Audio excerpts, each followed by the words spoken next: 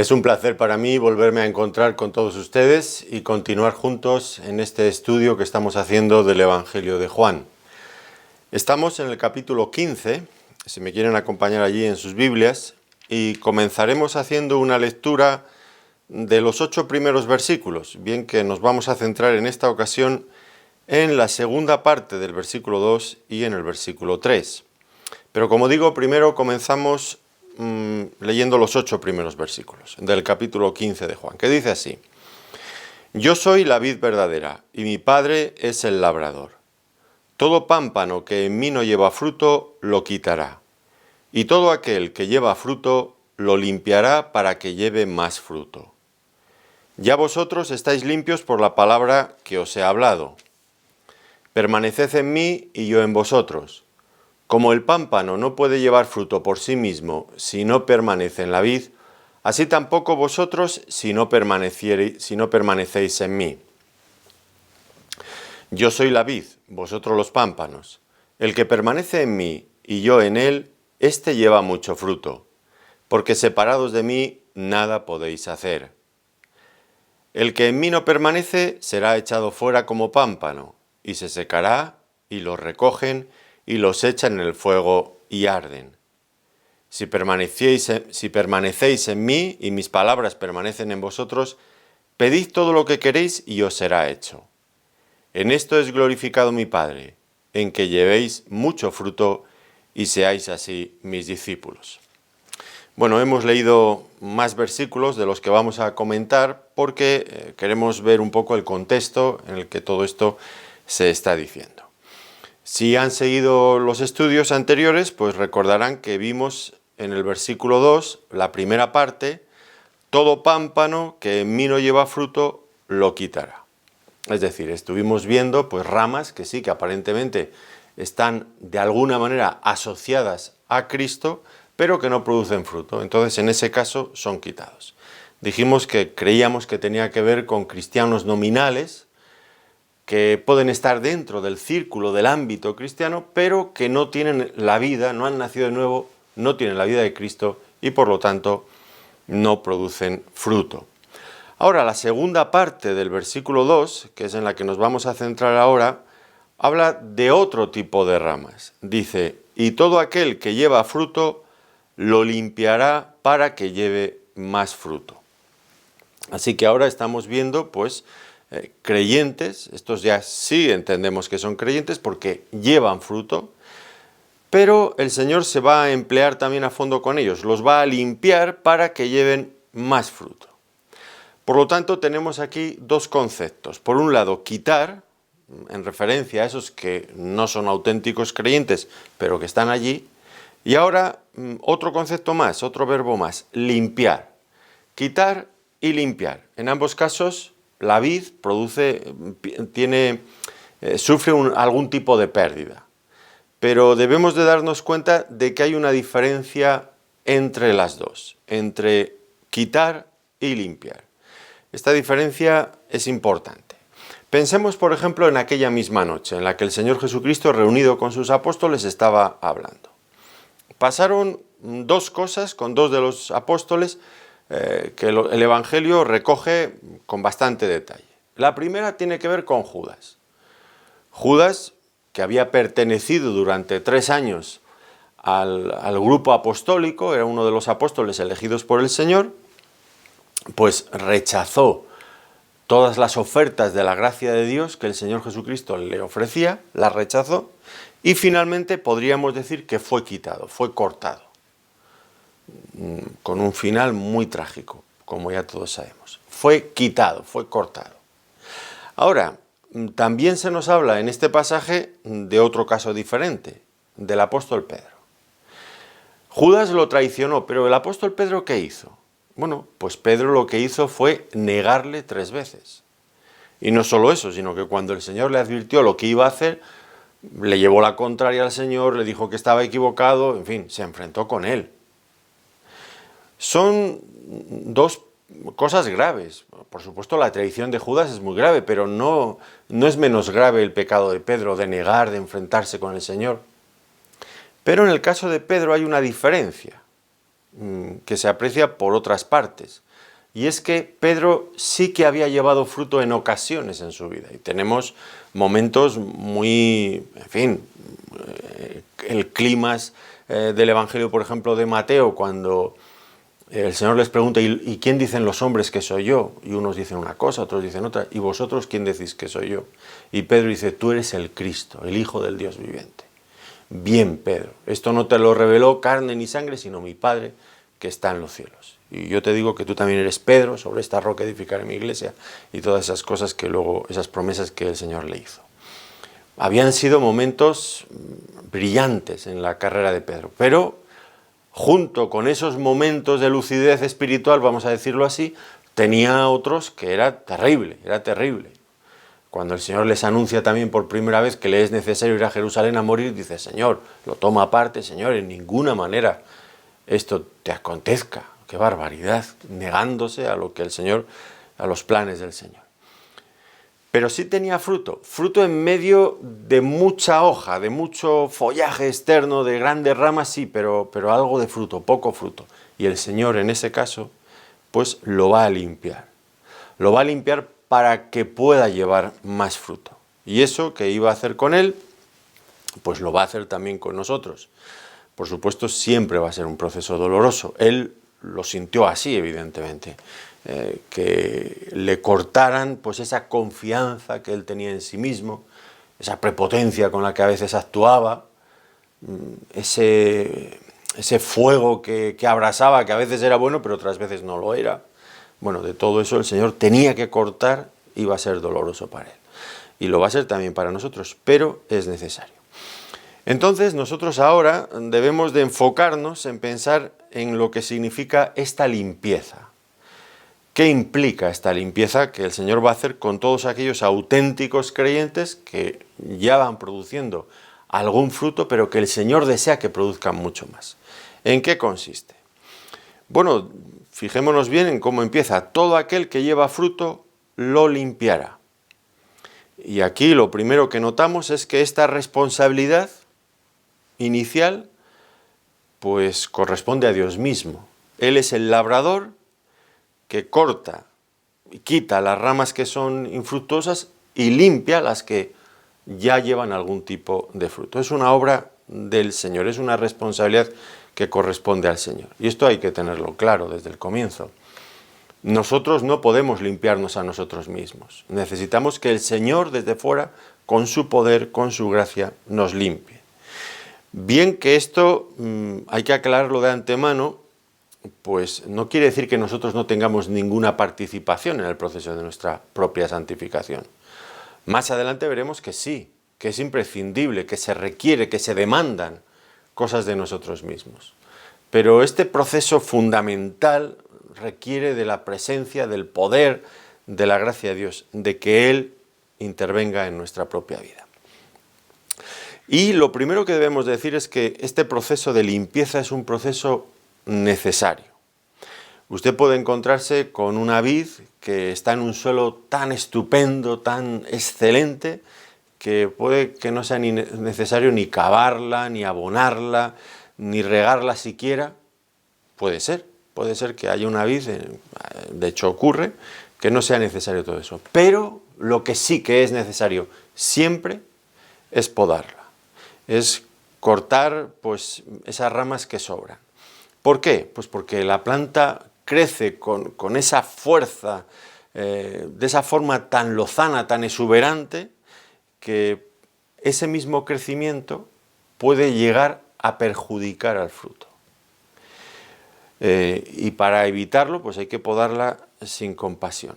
¿Qué es lo que hay que podar? Pues hay que podar los sarmientos que son excesivamente largos, tal vez, las ramas del año anterior que ya se han secado, junto con esos brotes nuevos que son excesivos, que son demasiados. Hay que dejar lo que hace falta dejar. ¿Por qué cortar todo eso? Bueno, porque crecerán mucho, pero crecerán mucho y darán muchas hojas, muchas ramas, pero eso no es lo que buscamos.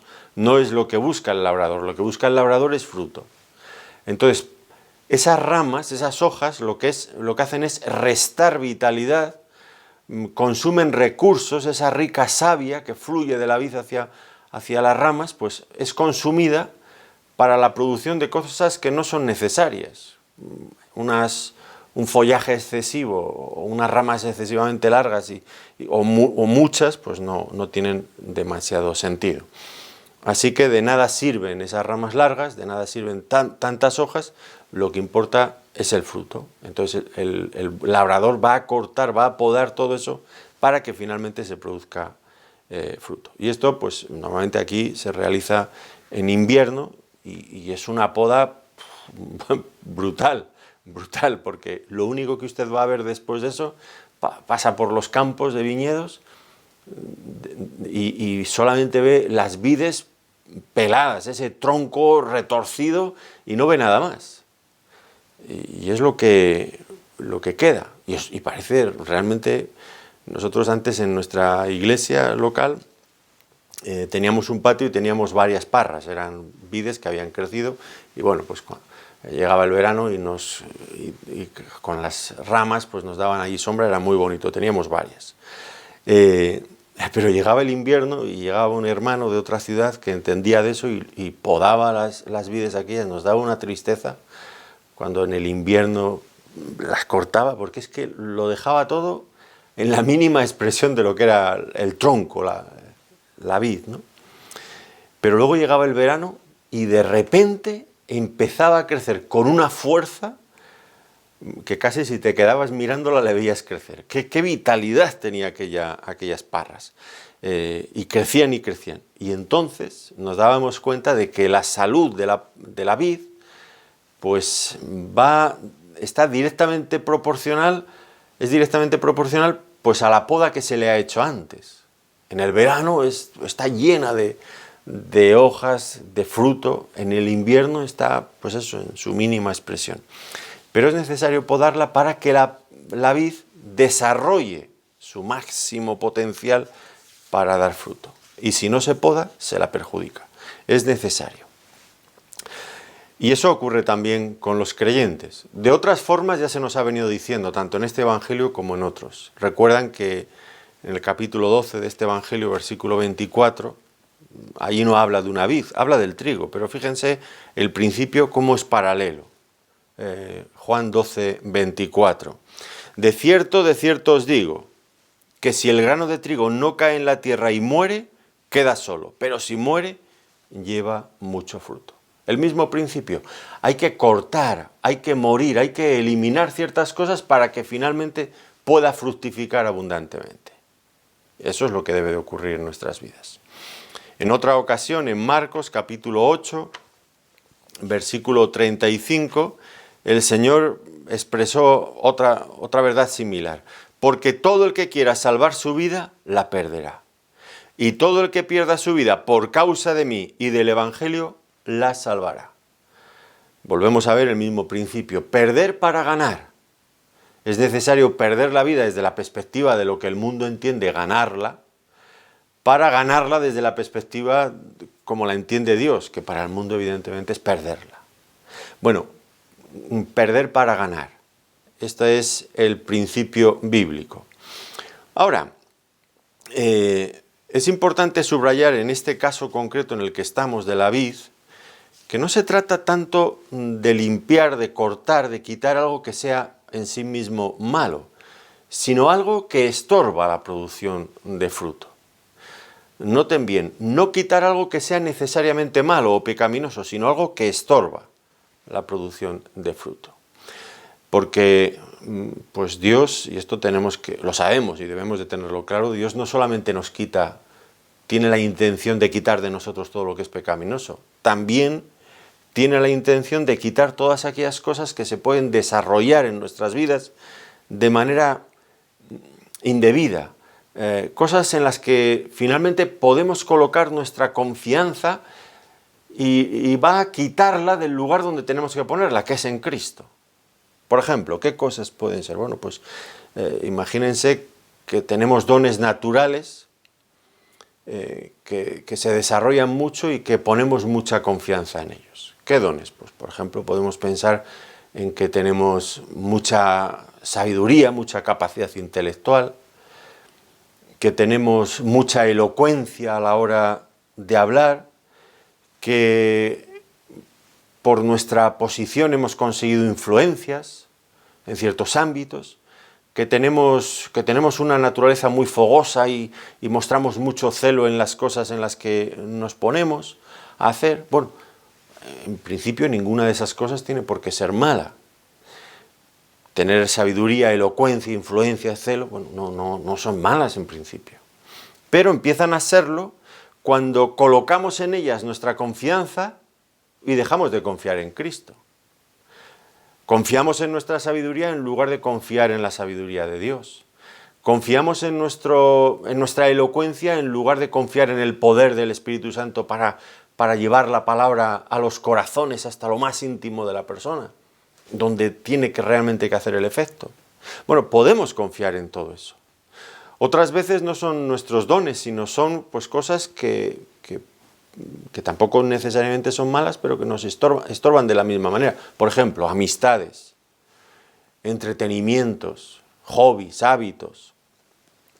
Bueno, pues puede que no sean cosas malas, pero nos pueden robar el tiempo, nos pueden robar las fuerzas, la energía que necesitamos para dedicarnos más plenamente a servir al Señor.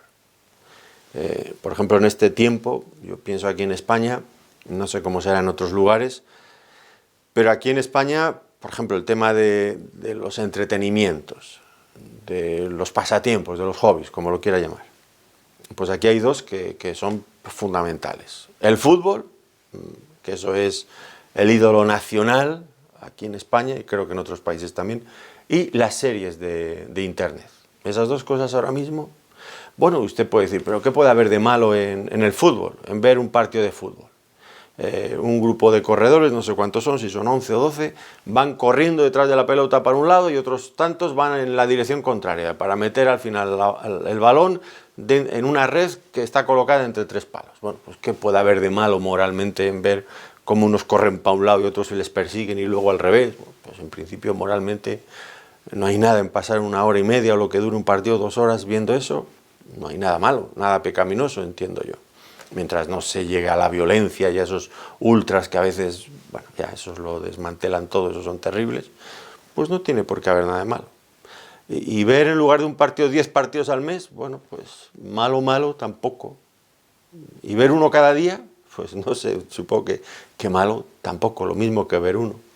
Y las series de Internet, bueno, pues hay series evidentemente, ahí sí que es más peligroso el tema, porque las series van diseñando nuestra mentalidad de una forma silenciosa.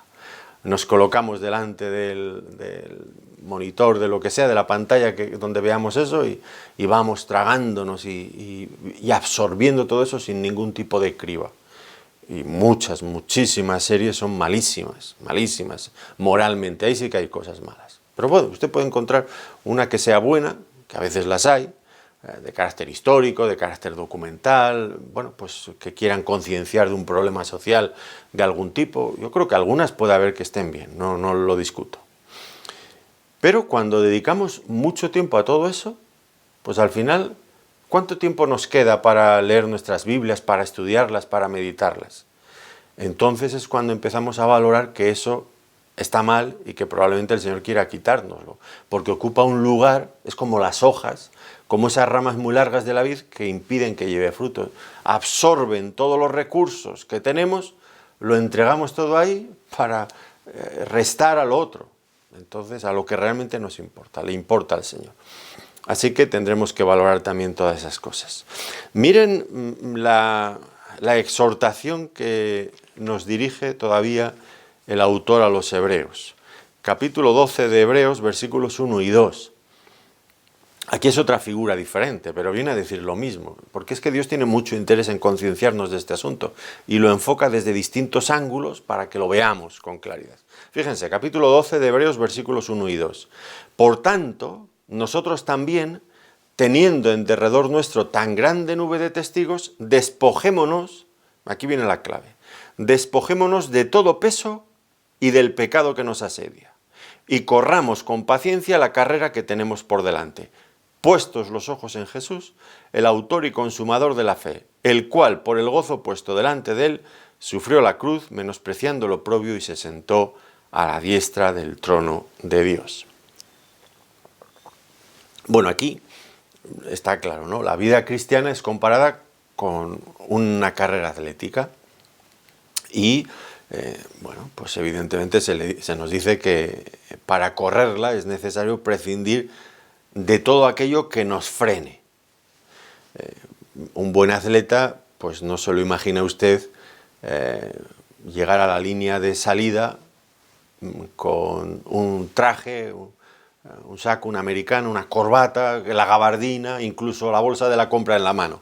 Eso ya es ridículo, ¿no? Nunca imaginamos eso. Nos imaginamos, por el contrario, un atleta vestido con una vestimenta específica, diseñada para ofrecer la menor resistencia al aire, unas zapatillas que tengan una elasticidad, en fin, yo qué sé, no estoy muy metido en ese mundo, pero ustedes lo entienden.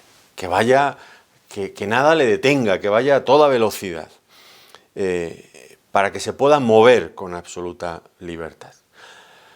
Por un lado, su vestimenta. Por otro lado, hará grandes sacrificios en el gimnasio y se privará de cosas que muchas otras personas pues no nos privamos.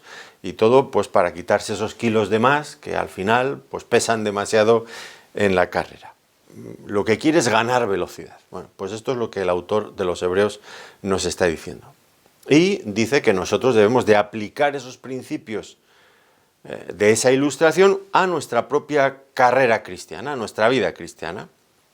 Y debemos de despojarnos de todas aquellas cosas que nos estorban. Y el autor de Hebreos señala dos en el versículo 1. Dice, de todo peso y del pecado que nos asedia, que son dos cosas diferentes.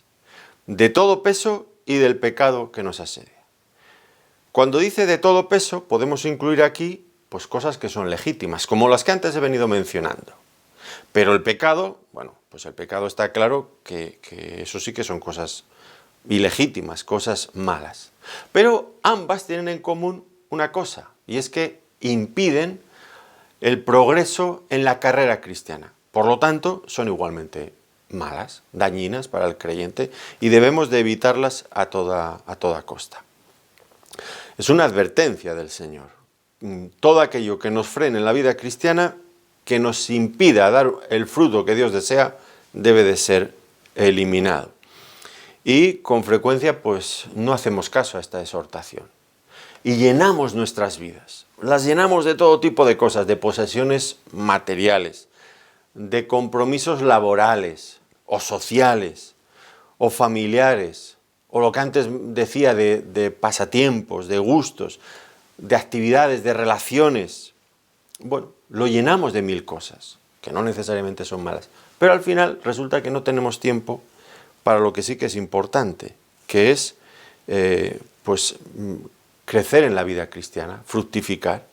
Nos parecemos a esos buques anegados en agua, que no se hunden, que flotan, pero que necesitan ser remolcados a puerto. Y nosotros parece a veces que hemos llenado de tantas cosas nuestra vida, que vamos como siendo llevados hacia el cielo, pero sin que produzcamos nada, sin tener movilidad, sin tener capacidad para desarrollar nada por nuestra cuenta.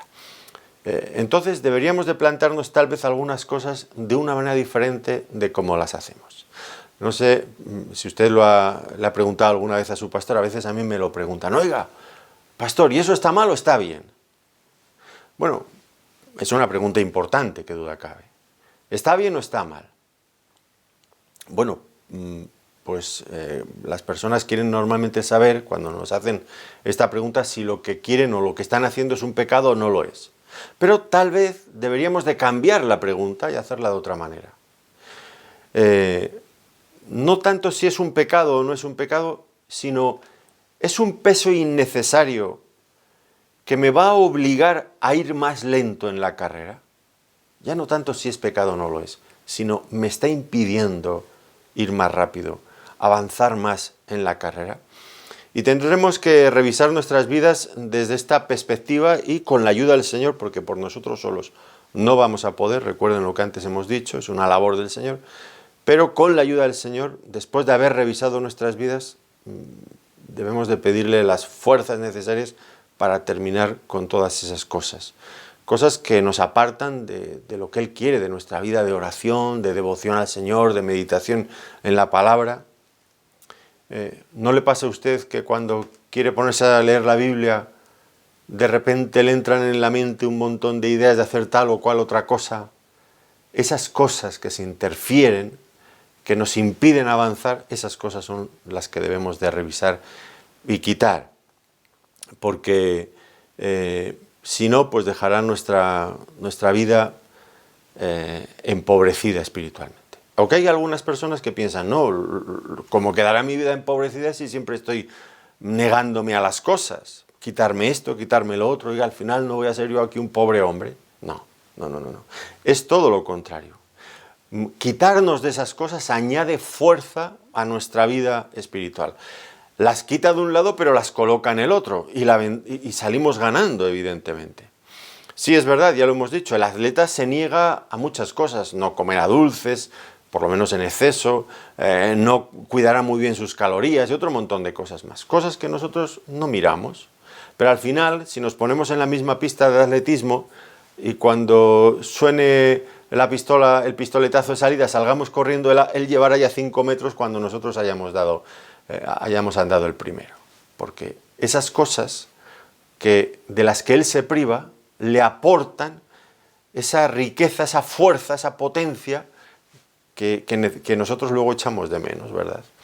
Ocurre lo mismo con los pámpanos. Si los cortamos en invierno, pues luego en verano darán un fruto abundante, y así una y otra vez con todo en nuestra vida. Dios nos quita cosas, nos quiere liberar de lo que es natural, de lo que es del yo, para darnos lo que es divino, lo que no es temporal, lo que es eterno. Por lo tanto, ganamos en el cambio. Claro que ganamos en el cambio. Dios va a reducir en nuestras vidas todo aquello que forma parte de nuestra naturaleza caída. Esa es su meta, para darnos todo aquello que es de Cristo, que ha sido formado, que está siendo formado en nosotros a la imagen del Señor.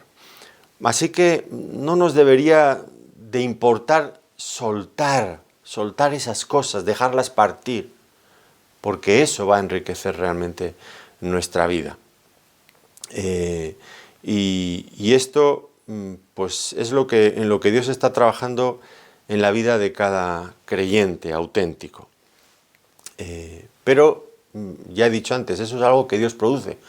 Pero a diferencia de la vid, que el labrador puede cortar sin preguntar, porque la vid no es una persona, en el caso de los creyentes, el creyente sí que puede impedir y resistir la gracia de Dios, que quiere librarnos de todo eso.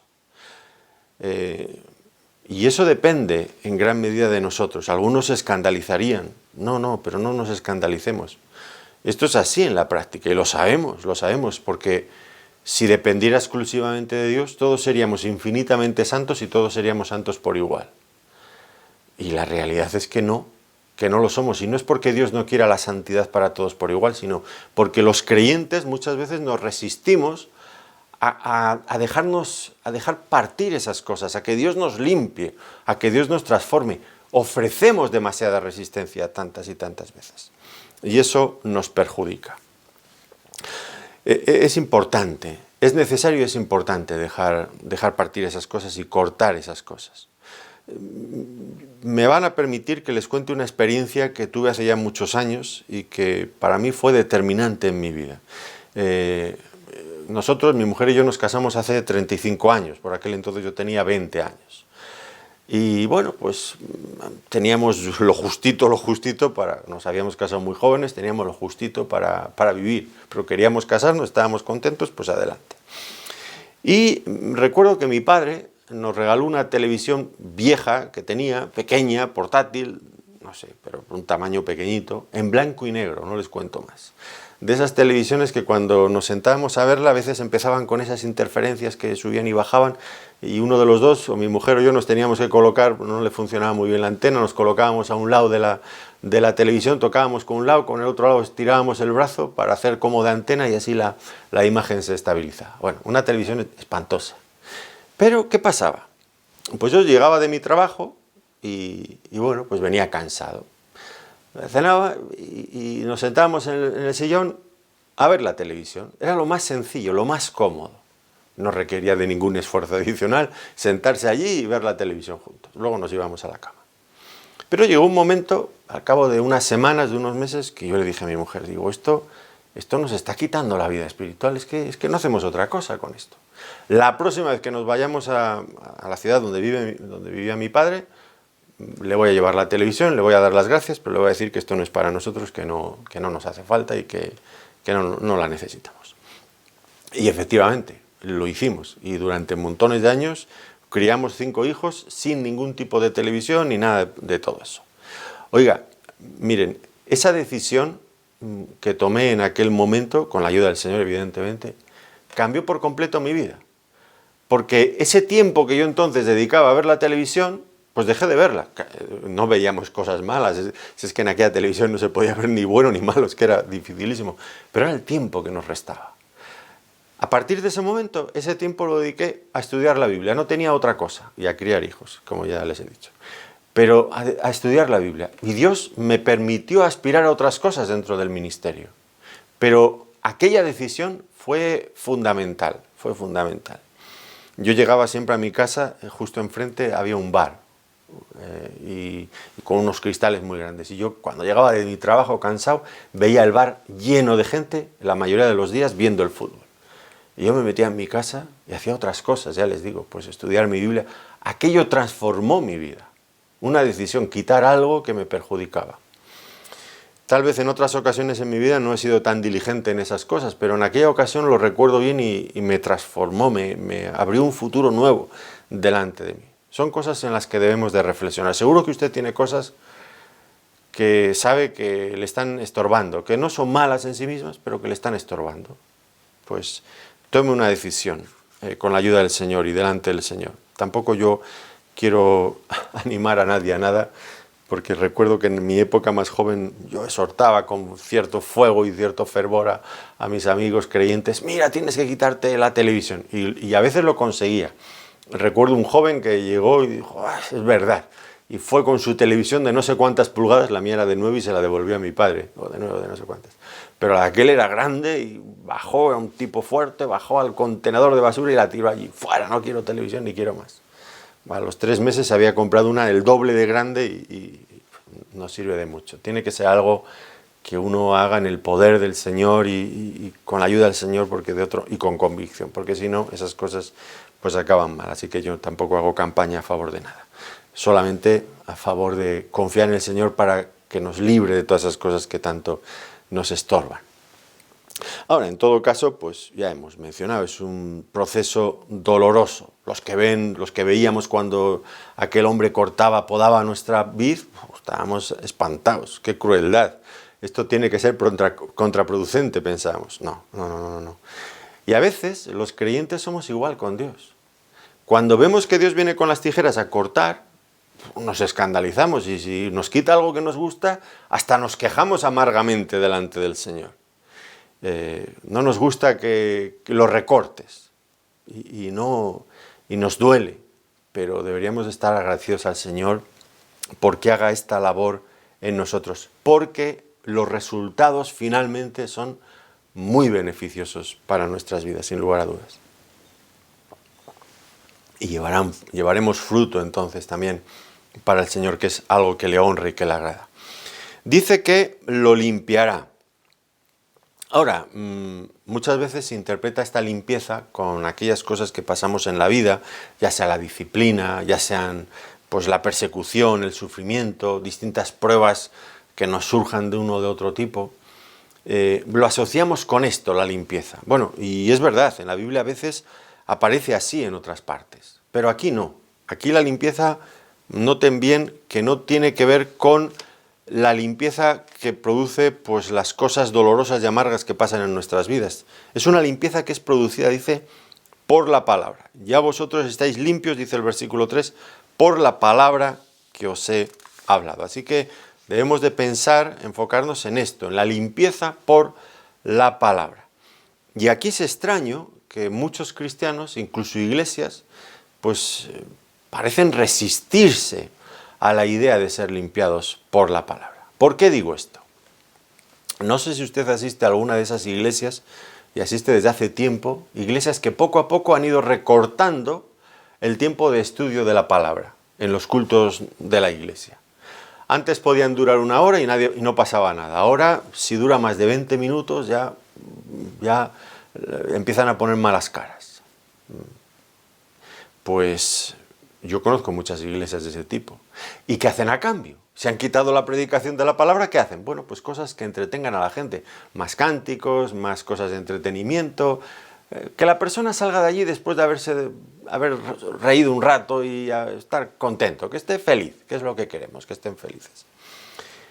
Bueno, miren, cualquier persona que se acerque a Cristo va a ser limpiado por la palabra, queramos o no queramos. Y si evitamos la palabra, como hacen en estos sitios, dosis pequeñitas, pues estaremos impidiendo que la persona sea limpiada adecuadamente. Y Dios lo va a hacer de todas maneras, Dios lo va a hacer. Y lo va a hacer, ya digo, por medio de la palabra. ¿Para qué nos limpia? Dice, para que lleve más fruto. Y esto, pues el Señor no se conforma con cualquier cosa. Donde vea una pequeña manifestación de fruto, Él va a podar a conciencia para que haya más fruto. Esto es lo que el labrador quiere, es lo que Dios quiere en nuestras vidas.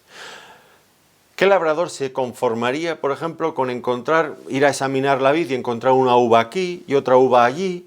Eso no es presentable, esa vid no interesa. Sin embargo, muchos de nosotros, pues tal vez nos hemos llegado a conformar con esa proporción de fruto, un poquito aquí, dentro de otro montón de meses otro poquito allí, pero prácticamente nada, y tal vez estemos tranquilos en esa situación. Es peligroso, porque eso no coincide con el propósito de Dios. Dios quiere que tengamos vidas realmente fructíferas, en el sentido en que hemos explicado en una sesión anterior, donde los frutos del Espíritu Santo se manifiesten en nuestro carácter y entonces de manera automática lo demás fluye solo. Todo aquello que hagamos llevará fruto también en otras áreas. Por ejemplo, si nos dedicamos como evangelistas a predicar el Evangelio, llevará fruto en la salvación de otros. Si nos dedicamos a enseñar la palabra, llevará fruto en la edificación con la palabra de los que nos escuchan. Pero lo importante es el fruto del Espíritu dentro de nosotros mismos. Dios no se conforma con menos que eso. Noten la progresión en este capítulo. Nos ha hablado de que lleva fruto, pero luego dice para que lleve más fruto. Y luego en el versículo 5 para que lleve mucho fruto. Y en el versículo 16 para que vuestro fruto permanezca. Fruto abundante y fruto perdurable, fruto que permanezca. Cuidado, porque siempre corremos el peligro de estar satisfechos con nuestra propia mediocridad.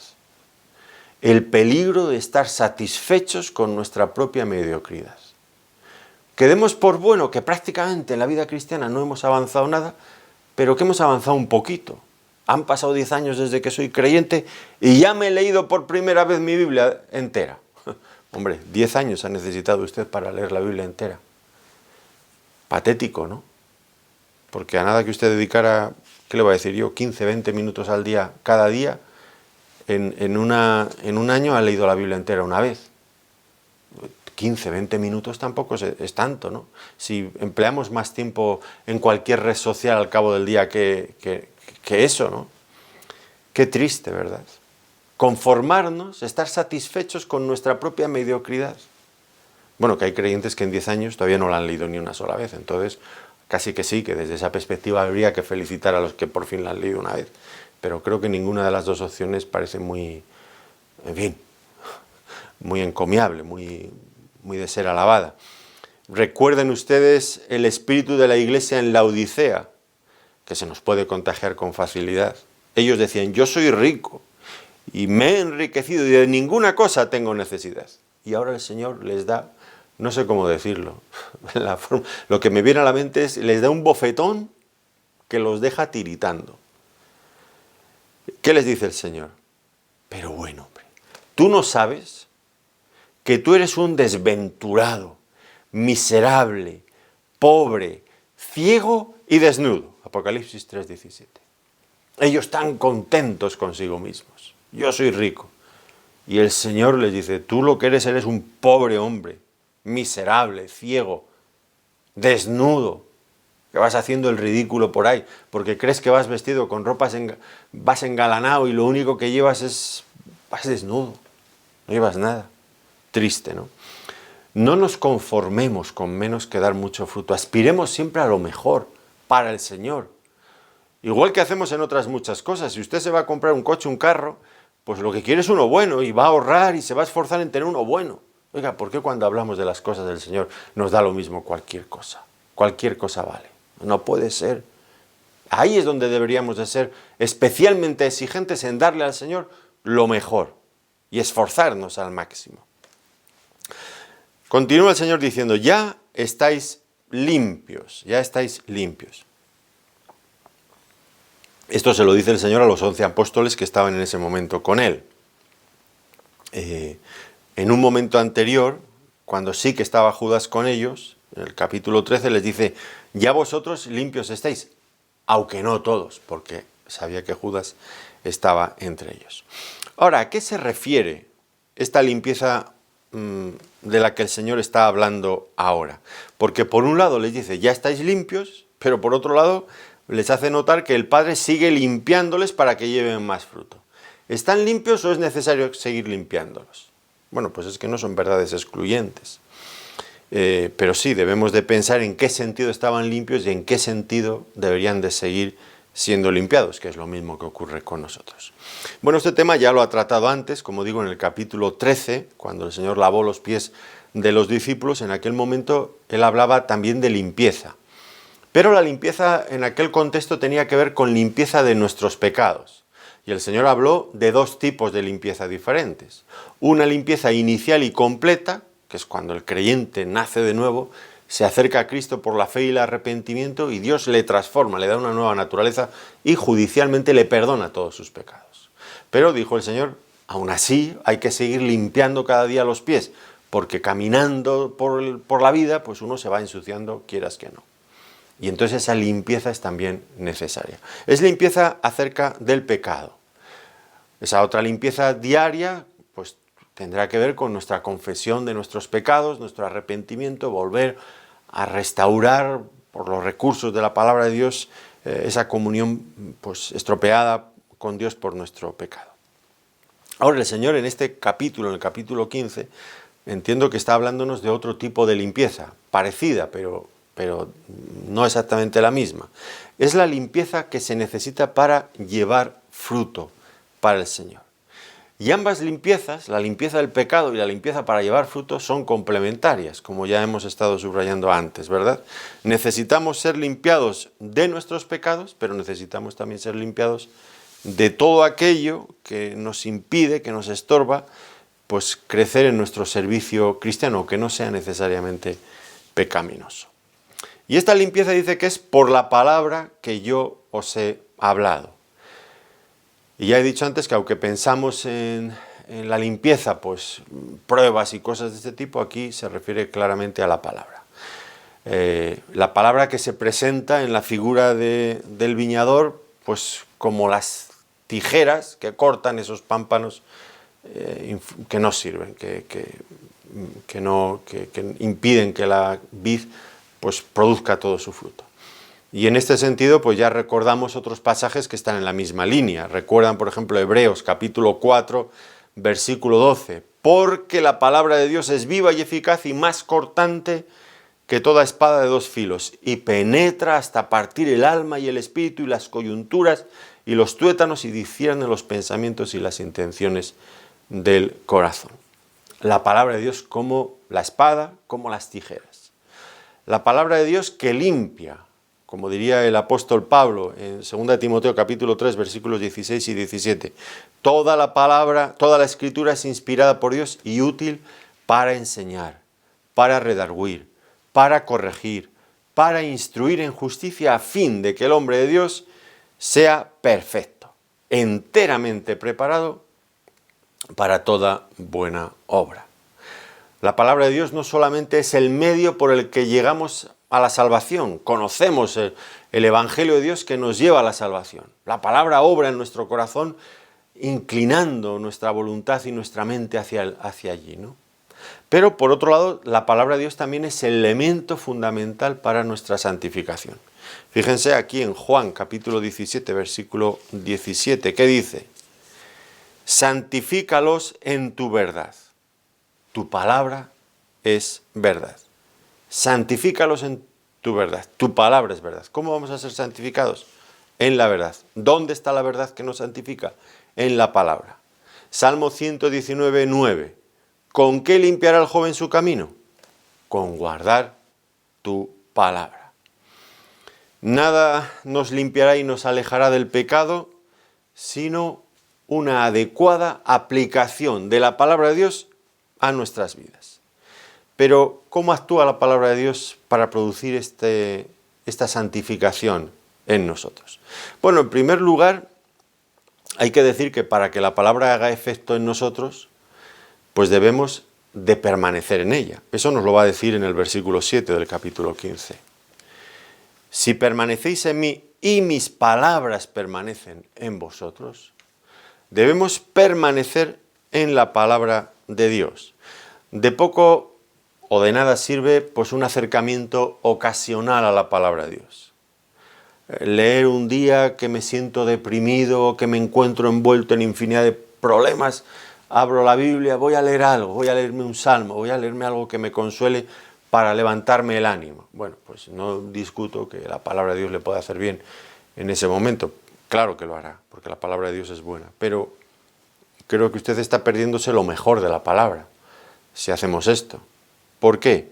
Porque eso pues, nos puede aliviar mínimamente un momento, mientras que la palabra tiene el potencial de hacer mucho más en nuestras vidas. Pero para descubrir, para disfrutar todo ese potencial, pues necesitaremos leer la palabra con asiduidad, de una forma metódica, sistemática. Tendremos que meditar en la palabra que hemos leído, ver cómo Dios quiere hablarnos por esa palabra, qué cambios está requiriendo Dios en nuestras vidas, qué transformación quiere llevar a cabo. Y tendremos también que estudiarla, que es un paso por delante de lo que es meditarla.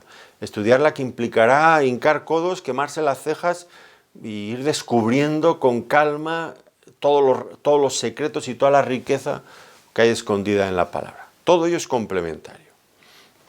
Pero aquel creyente que solamente va a la palabra ocasionalmente cuando tiene ya un problema gordo, y leer un versículo como si eso fuera un talismán que de repente va a hacer un efecto mágico en nosotros, pues creo que está lejos de ello el propósito de la palabra.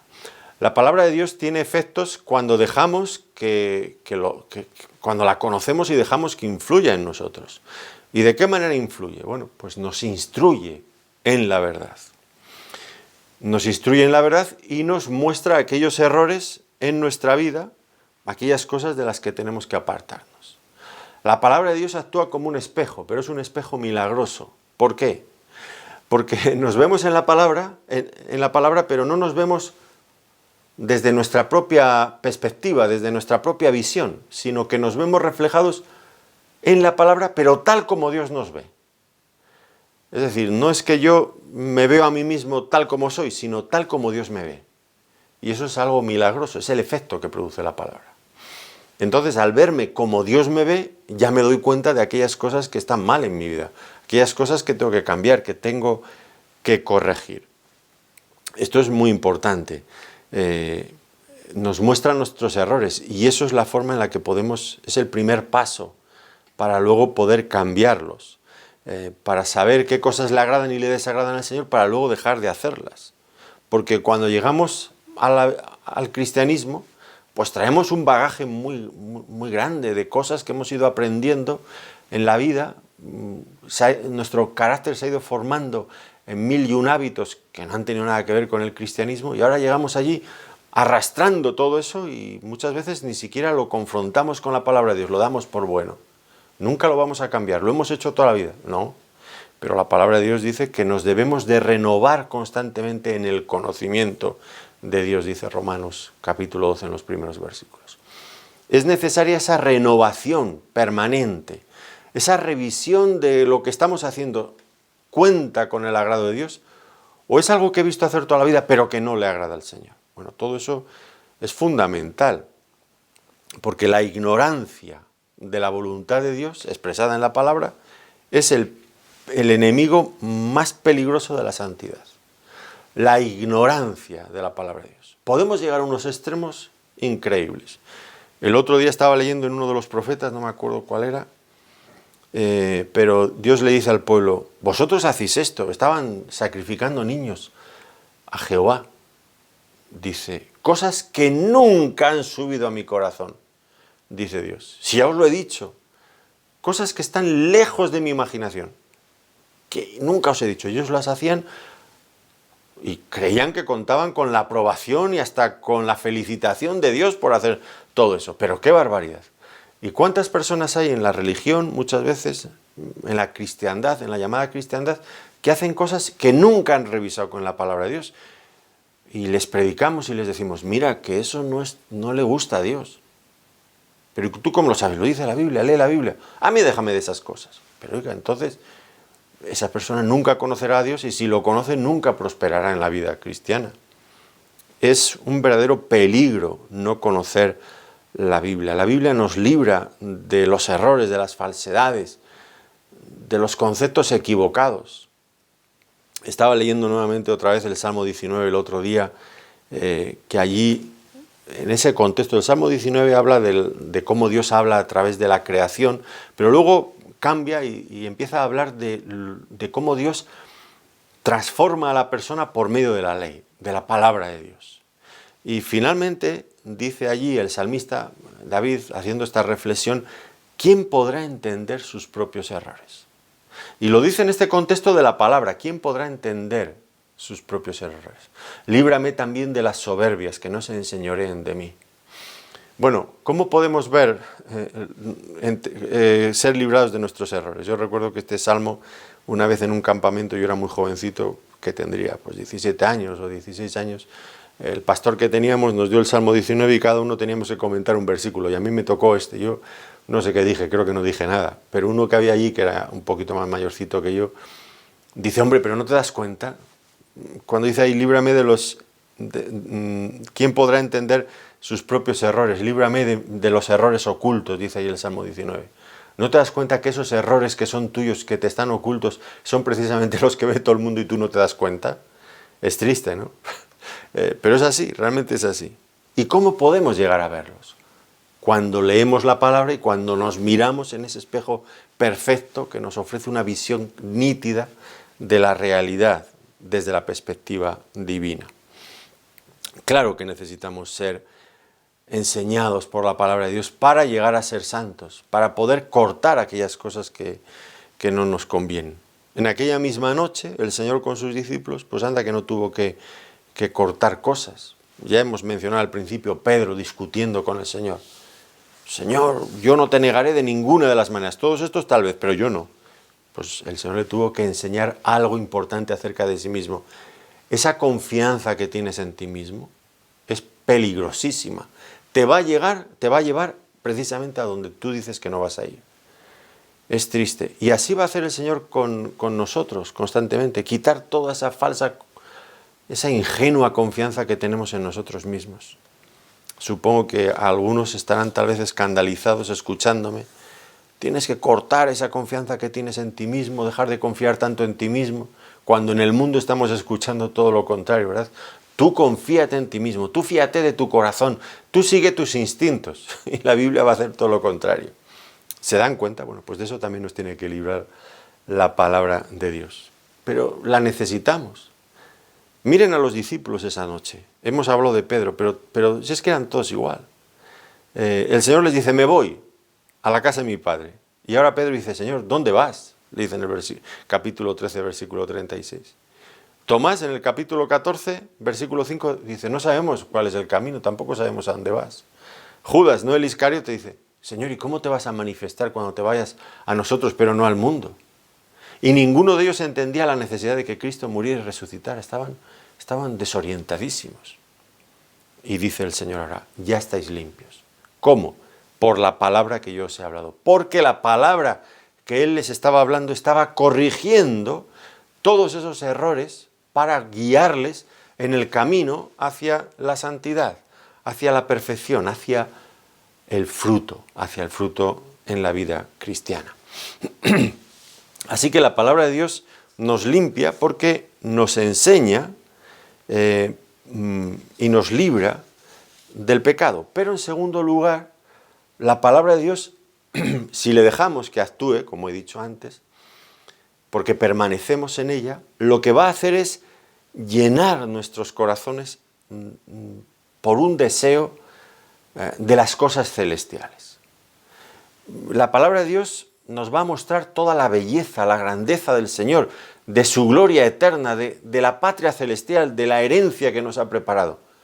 Cuanto más conozcamos de eso, pues más vamos a quedar desvinculados, más vamos a separarnos de este mundo y de los placeres mundanos, más vamos a anhelar la comunión con el Señor, anticipando ese momento en el que ya estemos plenamente con Él en su gloria. La palabra de Dios, cuando uno la lee y la medita de esa manera, inflama los corazones de ese gozo, de esa ilusión por las cosas celestiales, de tal manera que pues dejan de agobiarnos las cosas terrenales y pierden su brillo, esa fascinación que nos producen las cosas del mundo, lo pierden por completo cuando las ponemos en comparación con esas glorias maravillosas y eternas que encontramos siempre en Cristo. Por lo tanto, importante estar permaneciendo en la palabra del Señor, porque es ahí como somos limpiados por la palabra de Dios. En todo caso, pues seguramente si fuéramos con más frecuencia a la palabra de Dios y nos dejáramos limpiar por ella de la manera saludable que la palabra de Dios quiere, de la forma saludable como nos quiere limpiar la palabra de Dios, seguramente, no lo puedo asegurar, pero muy probablemente, seríamos librados de esa otra limpieza mucho más dura, esa limpieza que viene por disciplinas de la vida, disciplinas que el Señor pone en nuestras vidas o permite en nuestras vidas. Si fuéramos más sensibles. Esto nos pasa con los hijos, ¿no es cierto? Un hijo que aprende por las buenas, pues con que le digas las cosas ya las entiende, se pone a hacerlas y se libra. Pero el que no aprende de esa manera, pues tiene que experimentar el dolor de lo que implica equivocarse y hacer las cosas mal, porque todo tiene sus consecuencias en esta vida. Y entonces tiene que aprender la misma lección, pero por las malas. Qué bueno sería que fuéramos más dóciles y que nos dejáramos enseñar de esa manera que la palabra de Dios quiere enseñarnos. En todo caso, si algo debemos de rescatar y con lo que nos debemos de quedar de estos dos versículos que hemos estado meditando hoy, pues es la necesidad urgente que tenemos de dejarnos limpiar por la palabra de Cristo. Dios lo quiere hacer, pero deberíamos dejarle hacer su trabajo. Como decimos muchas veces, mucho ayuda el que no estorba.